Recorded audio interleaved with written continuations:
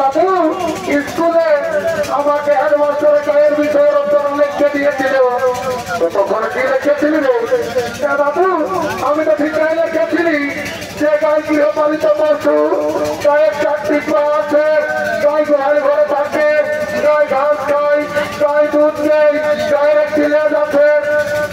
কি হলো রে দাদু? সেদিন পরীক্ষায় আসিয়েছিল হেডমাস্টারের বিষয়ে রচনা লিখতে। তখন কি লিখেছিলি দাদু?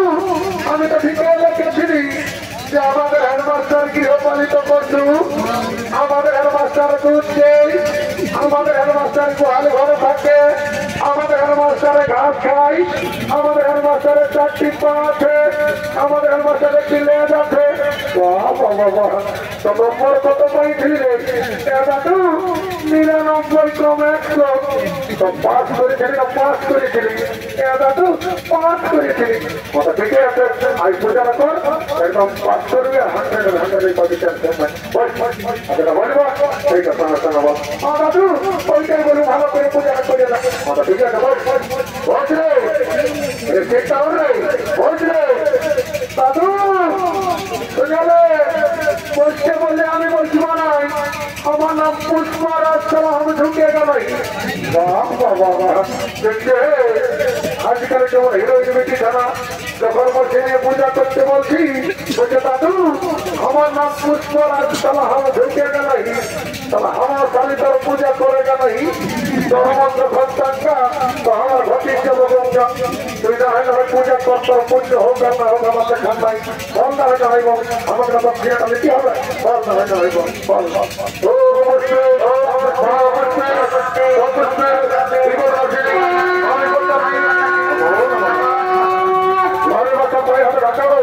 এই শান্তি যেন পড়ে যাওয়ার পায় নাই, মানে অমঙ্গল তখন আমার মনকে তো ছিল বাবা। ও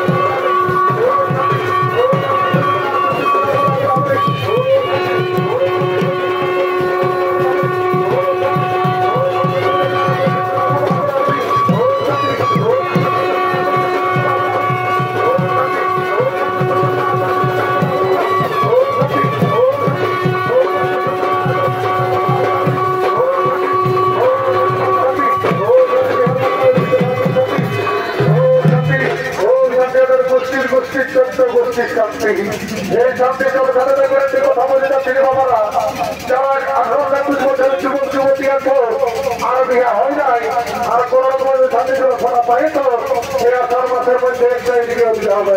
আর যারা ঘরে ঘুমাতো তাদের নাম জেনেছি। এবার বিনা শুধু করে ঝুমর গাই, একটা ঝুমর মাথা গায়ের বেলা বলে নাচছে মন করছে। দাদু আমি ওস্তাদ সঞ্জয় রঙের মামার গুটি বসি, ঝুমর গাই কাদা করে দিব। কাদা করছে না আমি তোকে ধুলে তাই ওরা। দাদু তোর তো বলছিস